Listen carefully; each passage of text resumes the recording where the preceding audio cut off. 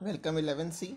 देखिए ये इस लेसन की लास्ट हेडिंग है कि अगर हम लोग कैपिलरी ट्यूब में लिक्विड किस हाइट तक राइज करेगा उसके लिए हम फॉर्मूला यहाँ प्रूफ करने जा रहे हैं। मैंने यहाँ एक कैपिलरी ट्यूब को दिखा दिया है। कैपिलरी ट्यूब होती है बहुत ही पतली है, लेकिन फिगर में थोड़ा मोटा दिखाया हुआ है क्योंकि हमें लेबलिंग करना था।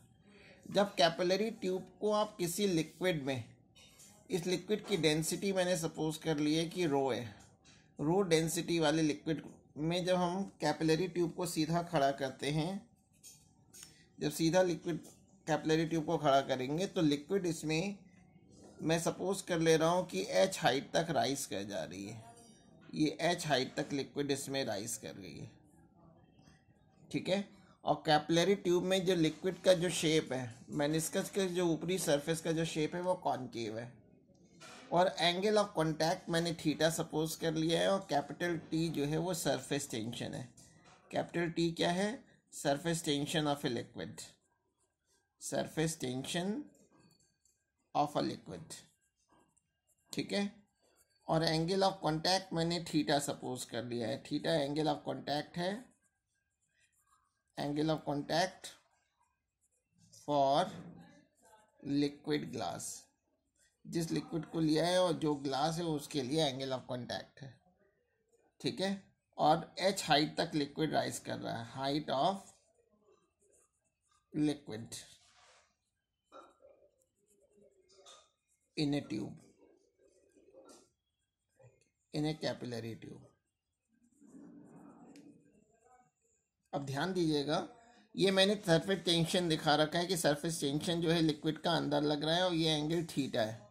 अगर ये एंगल थीटा है तो ये वर्टिकली ऑपोजिट एंगल होने की वजह से ये एंगल भी थीटा हो जाएगा, ठीक है। और न्यूटन्स थर्ड लॉ से जानते हैं, for every action there is an equal and opposite reaction. अंदर की ओर सरफेस टेंशन टी लग रहा है तो इसकी रिएक्शन आर जो होगी, रिएक्शन और एक्शन बराबर होते हैं तो रिएक्शन की वैल्यू भी किसके इक्वल होगी? टी के ही बराबर होगी। मैंने R is equal to T लिख दिया। यहाँ पर भी रिएक्शन की जो वैल्यू होगी टी के इक्वल होगी। अब मैं टी को रिजॉल्व कर रहा हूँ।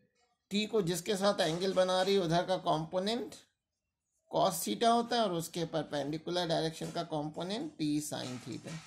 सिमिलरली ए वाले पॉइंट पे ऊपर की ओर लगेगा टी कॉस थीटा, और ट्यूब के परपेंडिकुलर लगेगा टी साइन थीटा। तो इस डायग्राम में आप देख सकते हैं कि टी साइन थीटा तो कैपिलरी ट्यूब के परपेंडिकुलर चारों ओर लगेगा, तो ये टी साइन थीटा तो एक दूसरे को कैंसिल आउट कर देंगे। लेकिन जो टी साइन थीटा दिख रहा है, टी कॉस थीटा दिख रहा है, वो जो कॉनकेव सरफेस है, कॉनकेव सरफेस के पूरे सरकमफेरेंस पे लगेगा। यानी इसमें एक एरो की वैल्यू, ये पूरे सरकमफेरेंस, इस पूरे पे लगेगा।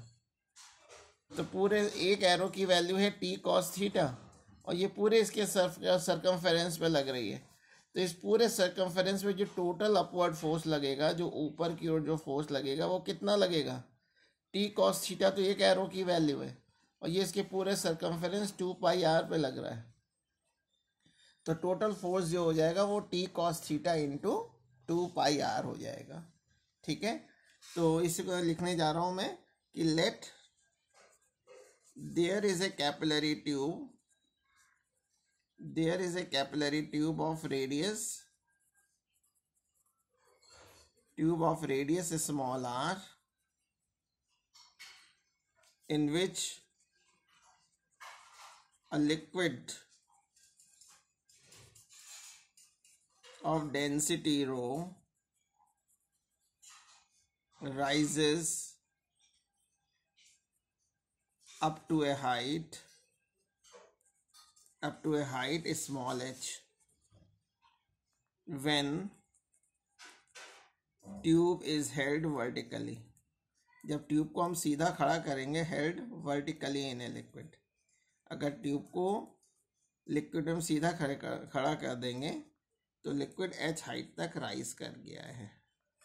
अब मैंने यहाँ सरफेस टेंशन को T सपोज कर लिया है कि लिक्विड का सरफेस टेंशन T है और एंगल ऑफ कांटेक्ट थीटा है। तो जो इस सरफेस टेंशन का रिएक्शन है, reaction capital R of surface tension of surface tension capital T acts outward at an angle theta.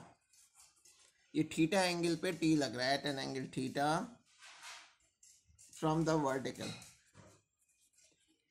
अब मैं टी को अगर रिजॉल्व करूं, यानी रिएक्शन को अगर रिजॉल्व कर लूं, तो रिएक्शन की जगह मैंने टी रख दिया है, क्योंकि एक्शन एंड रिएक्शन इक्वल होते हैं।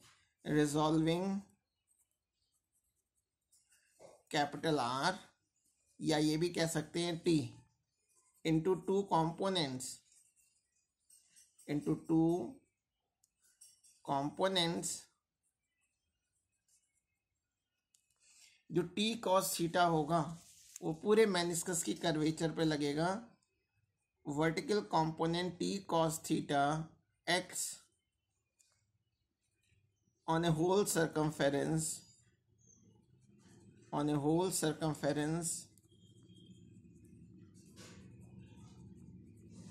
of a meniscus. Therefore total upward force जो होगा, total upward force, अगर मैं F की वैल्यू निकालूं तो यहाँ से दिख रहा है टी कॉस थीटा, तो एक एरो की वैल्यू हो गई और सरकमफेरेंस से 2πr, इतना फोर्स टोटल ऊपर लग रहा है। और जो टी का जो हॉरिजॉन्टल कंपोनेंट है ये तो एक दूसरे को कैंसिल आउट कर देगा। तो horizontal component T sine theta, second point, horizontal component T sine theta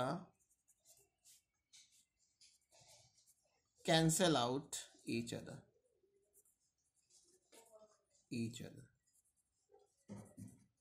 ठीक है। और जब लिक्विड राइज करना बंद कर देगा, यानी इक्विलिब्रियम में, इन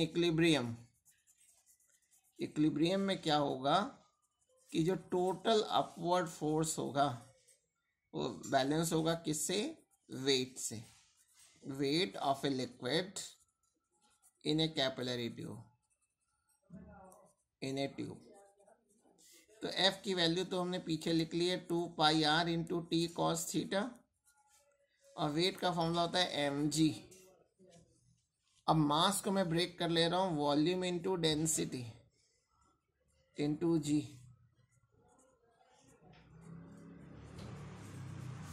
अब चिल्ड्रन इसमें हम वॉल्यूम को कैलकुलेट करेंगे। वॉल्यूम को कैलकुलेट करना इम्पॉर्टेंट है, इसको ध्यान दें। अगर मैं यहाँ पे मैंने एक लाइन ड्रॉ कर दी है, इसको टच करते हुए यहाँ तक की हाइट स्मॉल h है, तो ये एक सिलेंडर बन रहा है स्मॉल h हाइट का। तो इतने का वॉल्यूम हम निकाल लेंगे πr² से। और फिर जो ये साइड वाला पोर्शन में जो लिक्विड है, ये दोनों साइड में जो लिक्विड है इसको निकालेंगे। ठीक है, तो इसका तो πr² हो गया सिलेंडर का।